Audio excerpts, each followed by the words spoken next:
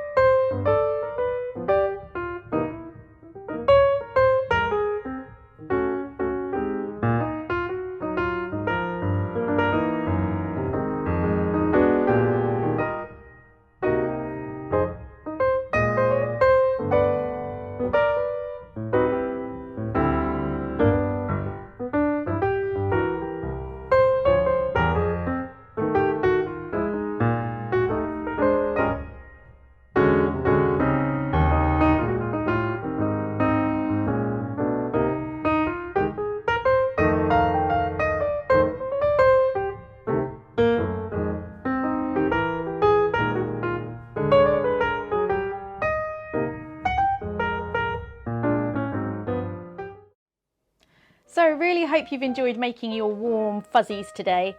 I'd love to see what colours you chose, what materials you used, and remember, even if you don't have some wool, you can always repurpose old knitted jumpers. They can be unravelled and used as well. And if you'd like to learn how to make them out of the more natural material like grass, stay tuned for another episode.